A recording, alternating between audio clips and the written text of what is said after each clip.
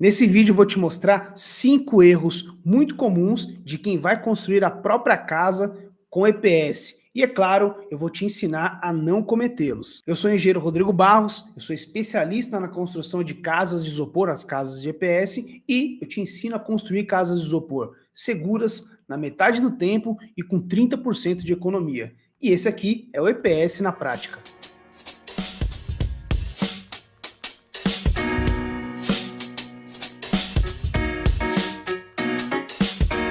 E ó, esse vídeo é para você que quer fazer a sua própria casa, mesmo que você não tenha experiência com obra, tá? Você estava aí pesquisando e encontrou, viu o EPS uma solução que você se interessou, que você achou legal. Ó, vou economizar. Então, eu tô aqui para tirar essas dúvidas para você. A gente vai começar os 5 erros que você não pode cometer, tá? E ó, para você que é o primeiro vídeo que você assiste meu aqui no YouTube, todas as informações que você vai ver aqui, eu primeiro testei nos canteiros das minhas obras, beleza? Tudo informação com procedência. Erro número 1. O meu projeto de arquitetura não serve para construir uma casa de EPS. Pessoal, isso é assim, é o erro, um dos principais que eu vejo por aí. Eu vejo muita gente na internet, né? Ah, porque precisa adequar o seu projeto. E chega no meu escritório também muita coisa. Ah, o Rodrigo, vê se o meu projeto ele encaixa para poder, né, utilizar o EPS, eu quero economizar, eu quero que seja mais rápido, vê se a minha planta pode ser feita. Pessoal, já vou ser bem taxativo, qualquer projeto é possível ser utilizado com painéis de isopor, os painéis de EPS, beleza? Aqui a gente está tratando de painel monolítico, beleza? Então assim, não existe nenhum partido arquitetônico, não existe... mas a minha sala ela é um pouco maior, o vão é grande, a minha casa ela tem um balanço, a minha casa ela é um sobrado, mas a minha casa no final ela tem uma jacuzzi em cima. Pessoal, não existe limitação arquitetônica para a utilização do EPS, tá? No decorrer desse vídeo, nos próximos erros, eu vou esclarecer um pouco mais, vai acabar entrando dentro desse erro aqui também, que eu tenho certeza que pode ser uma das suas dúvidas, que eu vou te mostrar que existem crenças no mercado, e um dos erros que eu vou mostrar para vocês é, às vezes, procurar um profissional que não tem qualificação para trabalhar com EPS, beleza? Mas eu não vou me adiantar, é só para você entender que sim, tá? Definitivamente qualquer projeto arquitetônico pode ser utilizado no EPS. E qual é o erro nisso? O erro é que, às vezes, você vai contratar um profissional e ele pega o seu projeto e fala assim, olha, eu vou precisar adequar. E aí ele vai querer te cobrar para poder adequar o seu projeto arquitetônico ao EPS. E, pessoal, isso não existe. O que pode acontecer é o engenheiro, o arquiteto falar, olha, eu vou fazer um projeto estrutural de EPS, por isso eu vou te cobrar. Aí fica a critério dele. Tem profissional que cobra, tem profissional que não cobra. Aí está no direito dele. Agora, mexer no projeto arquitetônico para adequar ao EPS, você pagar por isso, além do que você já pagou para o seu arquiteto ou para a sua arquiteta, não, pessoal. Então, não caia nesse erro, beleza? Erro número 2, contratar um engenheiro sem experiência com EPS, tá? Esse também é um grande erro que eu vejo muita gente cometendo, tá? Por isso que eu falei, esse vídeo é para você que, Rodrigo, nunca construí na minha vida, mas, poxa, me interessei, gostei do EPS, eu vou só fazer um comentário técnico, né?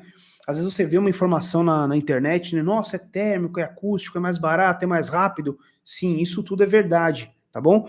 E você não precisa ser técnico para aprender esse tipo de coisa, tá? Você pode ir pesquisando, assim como eu imagino que você já tem essas informações que eu estou te passando agora, então confirmo para você, elas são verídicas. Mas você, como não tem experiência nenhuma, muitas vezes você vai procurar uma empresa especializada ou um engenheiro para fazer a sua obra, um arquiteto, uma arquiteta. Então, a primeira coisa que você deve fazer, não contrate um engenheiro ou uma engenheira ou arquiteto que não tem experiência com EPS. Tá, Rodrigo, mas na minha região não tem. Então, o que eu sugiro a você? Busque informação com procedência para você se preparar para esse orçamento, tá? No decorrer do vídeo eu vou dar mais algumas dicas, né, dentro desses 5 erros, que com certeza... Por exemplo, o último erro é a parte da questão contratual, que você deve tomar cuidado. Então, também vai te ajudar, tá? E também existem cursos que você pode fazer que são voltados para pessoas leigas, né, na construção civil, que só querem construir. Às vezes você olha para construção convencional, também vou falar daqui a pouco a respeito disso, e você tem mais uma noção de senso, né? Você fala, mas eu já vi, o meu pai fez, o meu avô fez, o parente fez, tal. E o EPS é uma coisa nova, eu quero fazer, mas não tenho conhecimento. Então existem cursos também para pessoas que não são da área, mas que vão te qualificar para que você entenda tecnicamente. Precisa você ter um domínio técnico do EPS, saber construir, você do zero partir para uma construção, né, no lugar de alguém que se preparou 5 anos, por exemplo, na faculdade. Às vezes esse não é o ponto, mas você pode sim aprender toda a parte técnica, toda a parte construtiva, as etapas da obra, parte contratual para você se prevenir, para na hora de você buscar um profissional no mercado, você não cair numa cilada e construir sua casa com segurança, e aí você vai colher os frutos dessa tecnologia, que é o quê?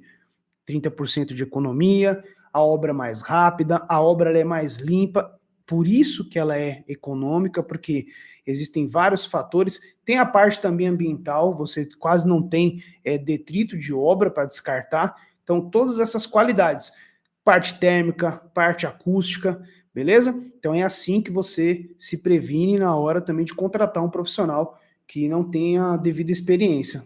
Então existem cursos para pessoas que não são da área, beleza? Vamos seguir. Mas eu vou trazer evidências para você se precaver, tá? Então, Rodrigo, mas olha, eu já estou em processo de orçamento e tal, não conheço nenhum curso. Beleza, então, primeira coisa que você pode se atentar, tá? Não utilizar o EPS como vedação. O EPS ele é uma vedação e ao mesmo tempo ele é uma estrutura. Eu vou mostrar para você aqui a diferença de uma estrutura para uma vedação. Dá uma olhada. Então, pessoal, olha só, o que é uma vedação, certo? Essa foto tá aqui, ó, do lado esquerdo. Olha só, tem um monte de tijolinho, né? E a gente tem esse elemento vertical cinza, do outro lado tem um elemento vertical cinza também. E ali em cima, ó, o elemento horizontal cinza. O que é isso? Esses que estão em pé aqui, ó, são os pilares. Sempre que você escutar a respeito de... tem gente que fala uma pilastra, um piloti, existem várias formas de chamar, tá? Mas a correta mesmo é um elemento vertical. Qual é o nome dele? Ele é pilar. Então, às vezes você olha assim e fala, isso aqui é um pilar. Então, o que tiver em pé, geralmente ele é na cor cinza, igual tá aí nessa foto, pilar, tá? E quando ele tá deitado, ó, igual lá em cima, lá no elemento horizontal, ele é uma viga, tá? Uma viga de concreto armado. Então, no geral, né, isso é a estrutura da casa. Se você vai ali nessa foto ó, e quebra todos esses tijolinhos que estão ali, a sua casa permanece de pé. Repara nessa imagem. Olha lá atrás que está tudo aberto. Não tem tijolo, não tem parede. Por quê? Porque é estrutura, tá? A estrutura em concreto armado ou convencional, que o pessoal costuma chamar. Isso aí é uma estrutura convencional, beleza? Então, assim, o projetista, o profissional que você vai contratar para fazer a sua casa de EPS, ele não pode fazer pilares, aqui ó, vertical, e vigas e colocar o EPS no meio, no lugar dos tijolinhos que estão aí. Senão você vai gastar muito dinheiro. Já aconteceu comigo? Sim, já chegaram vários casos no meu escritório de pessoas que foram fazer o orçamento da obra comigo e eu falei, não, tá muito caro. Melhor, desculpa, quando eu passei o orçamento, falaram, tá muito caro. Eu falei, olha, se a gente seguir o projeto de vocês, que eu recebi desse engenheiro, vai ficar caro porque está utilizando o EPS como vedação. E não é a melhor forma de utilizar. Ele pode ser utilizado, mas no nosso caso aqui, que é uma construção residencial, não é o caso, beleza? Então, no lugar desses tijolinhos aí, colocou o EPS. Então, você tem que tomar cuidado com isso. Isso acontece muito com engenheiros que não têm experiência com esse tipo de sistema construtivo, tá? Agora eu vou mostrar uma foto para vocês de como é o EPS. Tá aí, ó, olha só. Então, a foto... por que eu desenhei esse pórtico? Ó? Parece uma trave de futebol, né? Assim, ó. Parece uma trave. Então, isso é um pórtico, tá? Tá vendo que ali do lado esquerdo eu fiz ele sem nada, que é assim que é um painel monolítico de EPS, olha lá, ó. A gente não tá vendo aqueles pilares que eu ensinei para vocês. Não tem nada, ó, vertical e nada horizontal cinza de concreto armado. Do lado direito, eu fiz um pórtico verde de propósito para que vocês possam ver a diferença. Então, se aparece isso no seu projeto de EPS, tá errado, não pode ter, tá bom? Existem alguns elementos de reforços que a gente coloca pilares pontuais Existem? Existem. Se você procurar na internet, você vai ver. Existem elementos horizontais, que são as vigas? Existem, mas são pontuais, tá bom? Isso eu explico em outro vídeo, beleza? Aqui o foco são esses 5 erros. Então, tá vendo a diferença agora? Você, o seu projeto de EPS, ou você que já está com a sua obra em andamento, pode ser? Chegou lá, você vai ter que ver um painel como esse aí. Não precisa ter essas bolinhas pretas, tá? Isso aqui é só um exemplo. Daqui a pouco eu vou mostrar alguns tipos de painéis para vocês. Mas ela tem que ser lisa, ó. Não tem aquele pórtico, né? Não tem o pilar e a viga. Então, aí significa o quê? Que essa parede monolítica que está nessa foto, ela está correta, porque ela é estrutura e vedação ao mesmo tempo. Beleza? Então, pessoal, esse aí foi o erro número 2, tá? Que é contratar o engenheiro ou o arquiteto sem experiência com sistema monolítico de EPS. Beleza? Existem outros fatores, mas esse é um dos principais, é mais evidente, tá bom? Erro número 3, os painéis nacionais não são seguros. Pessoal, assim, chega uma enxurrada de gente, no meu escritório, inclusive, falando, mas eu não queria trabalhar com painel nacional, né? E muitas vezes falam, por quê? Porque não são seguros, né? Então por isso que eu coloquei esse aqui, é mais um erro que você comete achando que não pode trabalhar com painel nacional, tá? Eu vou mostrar para vocês alguns tipos de painéis, e o mais importante, pessoal, não é qual painel vou trabalhar, o mais importante é você conhecer o sistema, tá? Por quê? Os painéis nacionais, sim, são resistentes, sim. Se você pega, às vezes, um painel italiano, por exemplo, ele é muito bom, sem dúvida nenhuma. Só que ele não é compatível, às vezes, com os valores do nosso mercado, tá? E porque ele é mais caro, não significa que só ele tem a resistência necessária. A gente precisa entender uma coisa. Antigamente existia o que eu falo muito isso para meus clientes. Mas essa fundação aí, ela é boa mesmo? Claro que ela é boa. Mas ela aguenta um prédio? Não, ela não aguenta um prédio. Claro que ela não aguenta um prédio, porque ela foi feita para construir uma casa. Então você paga para eu construir uma casa para você. Então você quer, economizar.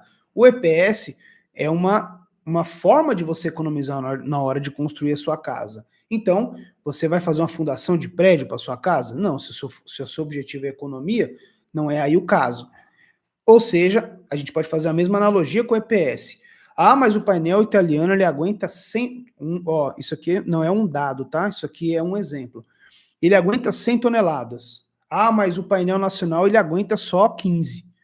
Tá, mas quantas toneladas a sua casa pesa? Ela pesa 8. De novo, tá? Não é um dado, é só um exemplo. Ou seja, para que eu vou fazer uma fundação para um prédio para construir uma casa? Certo? Então, existem esses equívocos no mercado, essas distorções, tá bom? Então, você precisa entender o quê? Mais importante do que, não, tem que ser italiano, mas aí, como é que é a montagem? Se o cara te vende um painel italiano ou de qualquer outro país, só que com uma montagem complexa, com preço muito alto, e aí, vai chegar na sua obra, como é que monta esse negócio, né?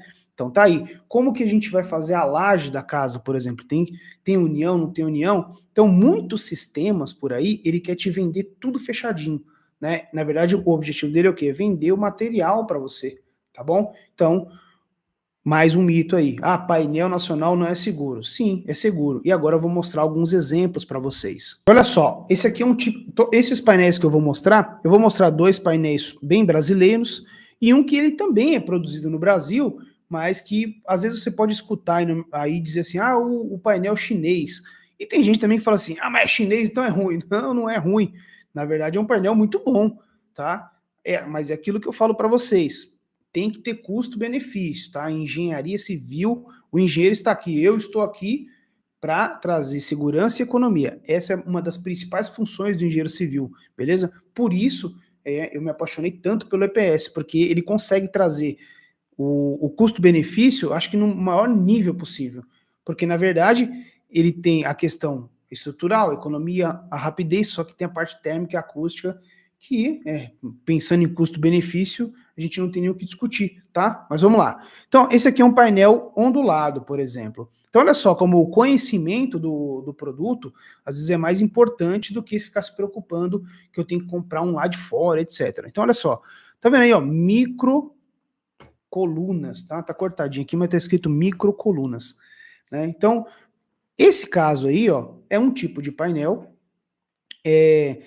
lembra que eu expliquei para vocês que era o pilar, né? Pilar em pé e a viga deitada. É como se tivesse vários pilarizinhos pequenininhos na sua casa todinha, assim, ó. Então é muito seguro. É um sistema que eu gosto bastante, tá? Então olha aí, ó. Esse aqui é um tipo de painel ondulado. Vamos lá.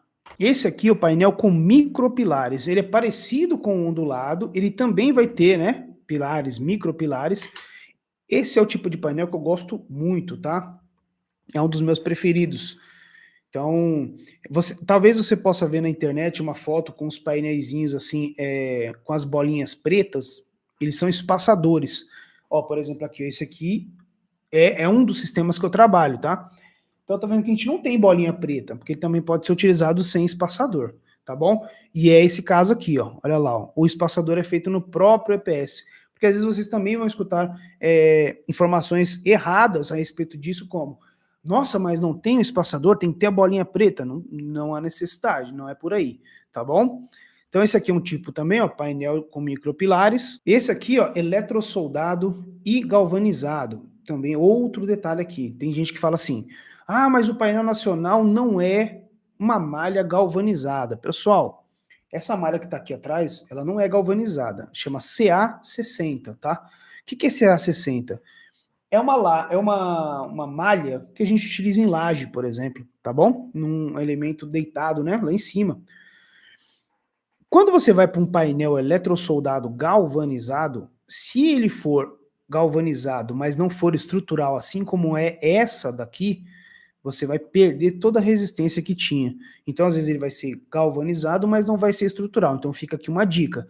Se ele for galvanizado estrutural, nossa, muito bom. Se ele for galvanizado não estrutural, não utiliza.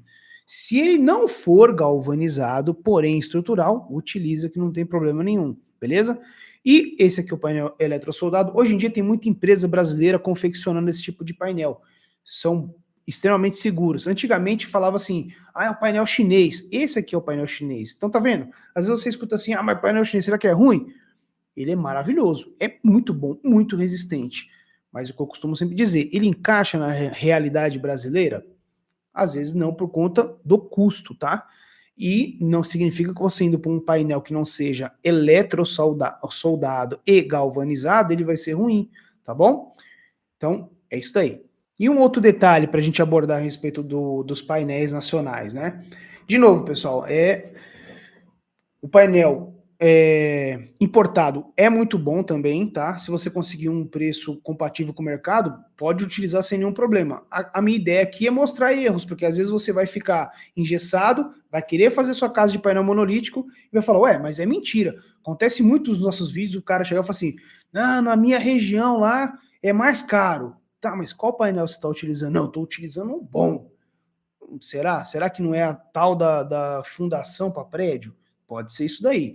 Um outro detalhe: no Brasil, nós trabalhamos com lajes convencionais. É o próximo erro que eu vou comentar com vocês e vou mostrar para vocês o que é uma laje convencional.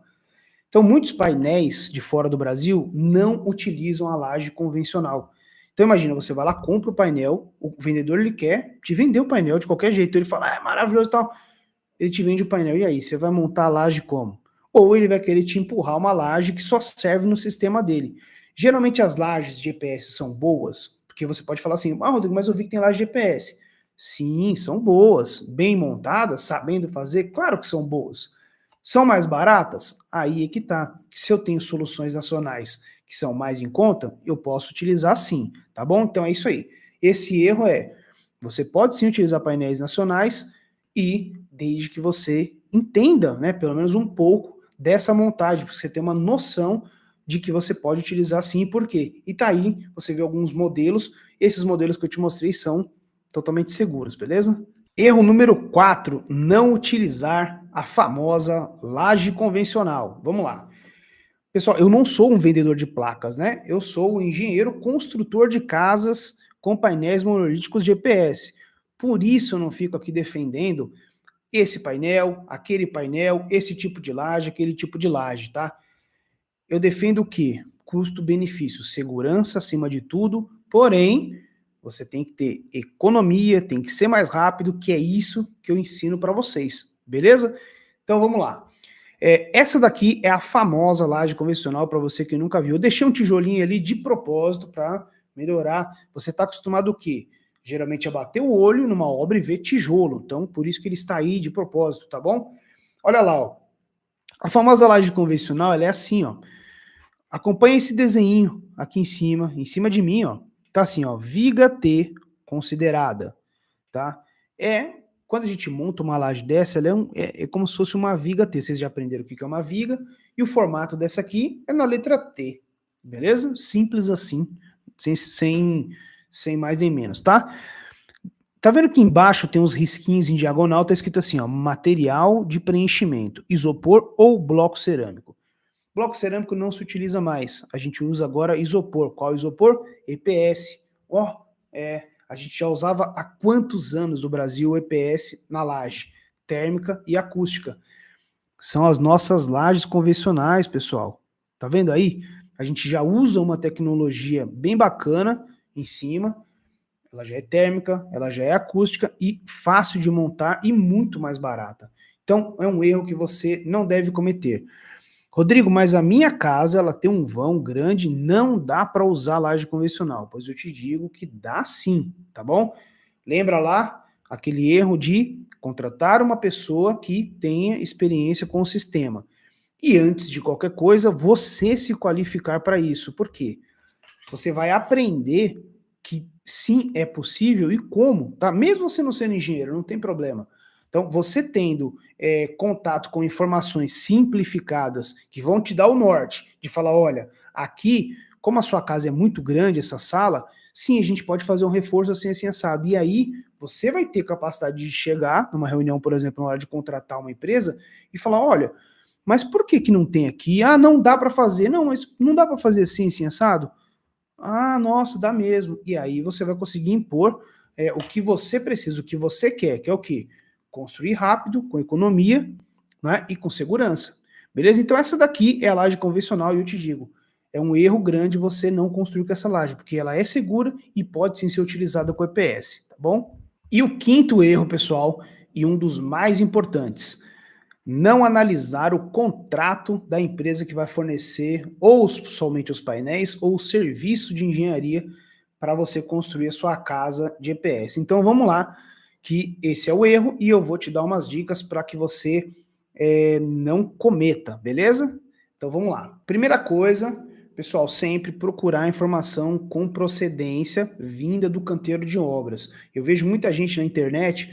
Às vezes o cara tá ali, a empresa é grande, é isso e aquilo, mas aquele profissional que está passando a informação, ele tá todo dia no canteiro de obra, ele tá lá de botina, pisando na sua casa, por exemplo, que está sendo construída, ou nas obras dele.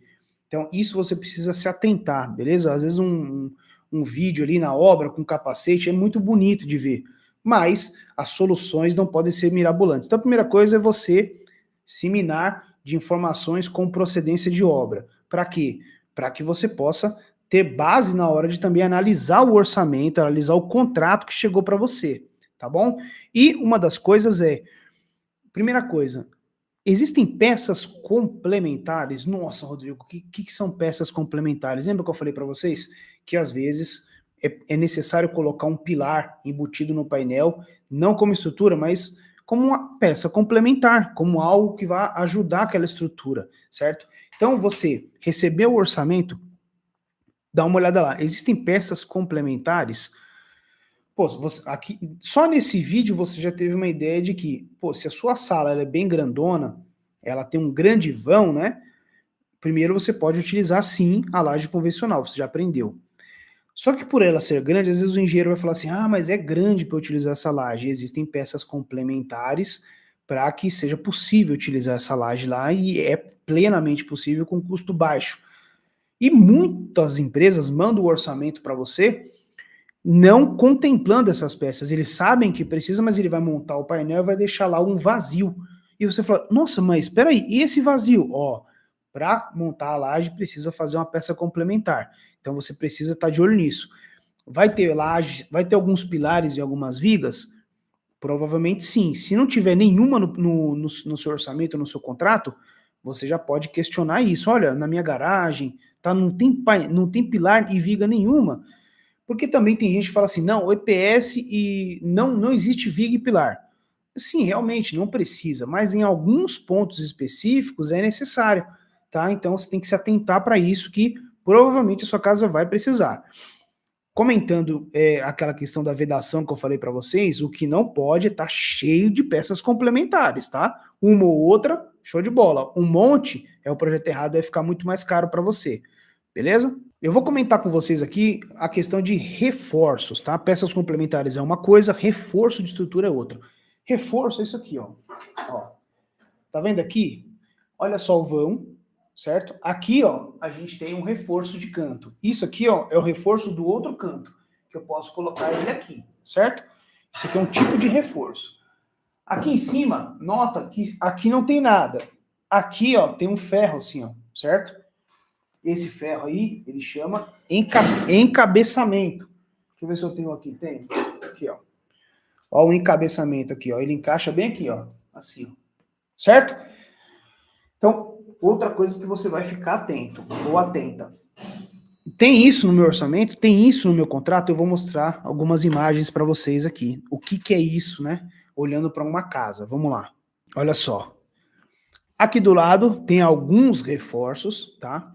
E aqui na casa eu deixei algumas informações, tá vendo? Ó, revestimento argamassado, ó os reforços, que é isso que eu acabei de ensinar para vocês.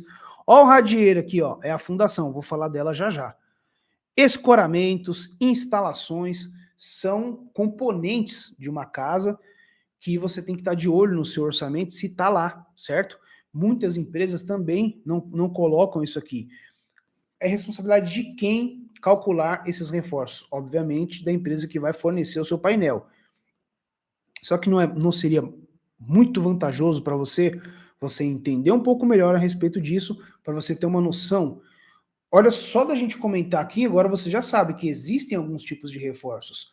Onde utilizar e como calcular, para você ter uma noção de quantitativos para não pagar a mais do que deveria, ou a menos, porque a menos também pode te dar problema. Às vezes a empresa vem com um preço muito atrativo, mas está faltando peça, tá? Então você tem que saber comparar. E esse aqui é uma dica que eu deixo para vocês, dar uma olhada nas peças complementares e agora nos reforços estruturais também, tá? Outra coisa, olha aqui embaixo que eu falei, ó, radier, eu falei, já eu vou falar sobre ele.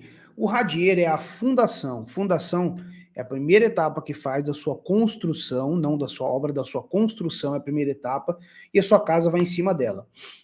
Tem que se atentar que a empresa que for fornecer os painéis ou a empresa que vai fazer a sua obra, está incluído material e mão de obra para a montagem da minha fundação? Ah, não está. Então você tem que olhar lá. Ah, está contemplado. Então, se tiver lá material e mão de obra para a montagem da sua fundação, fique atento à questão do concreto usinado. Às vezes o concreto pode não estar incluído. Então você tem que, né, prestar atenção em todos os detalhes do contrato ou da proposta, beleza? Então esse é mais um. Fundação. Qual é a minha sugestão? Que esteja, tá bom? Que esteja incluído material e mão de obra. Rodrigo, eu não quero, eu que quero comprar. Ok, então veja se realmente não está lá para que você possa pagar a parte. Se você tem um preço melhor, não sei, conhece algum dono de concreteira? Pode acontecer, tá bom? Mas a mão de obra, olha lá, vê se está incluído. Existem alguns detalhes construtivos, tá, do radier que tem que ser seguidos, mas isso a gente tem em outros vídeos aqui no canal, tá? Seguindo aqui com a nossa imagem, olha ali, ó, revestimento argamassado. É o famoso reboco ou argamassa estrutural. Tá incluído?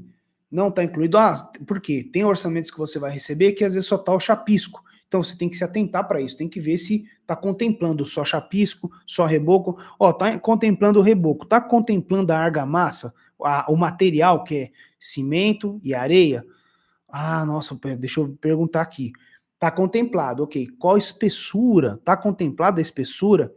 Tem que ser um pouco mais grosso, né? A partir de 2,5 centímetros. Será que tá contemplado? Então é outra dica que você tem que dar uma olhada, beleza? Pessoal, então tá aí, né? 5 erros muito comuns de pessoas que vão construir a sua casa de EPS. Então você aprendeu aí, não vai cometer esses erros, tá?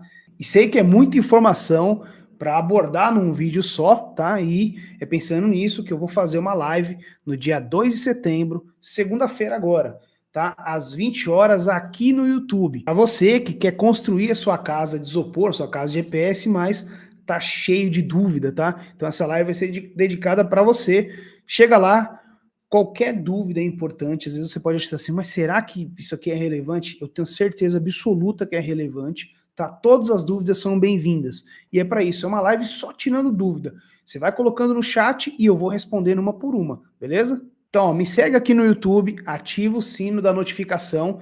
Por aqui eu vou dar informações a respeito da live, mas na descrição desse vídeo tem o link do meu Instagram, tá? E no Instagram tem, além de muito mais conteúdo, tem conteúdos mais curtos também, que são bem bacanas.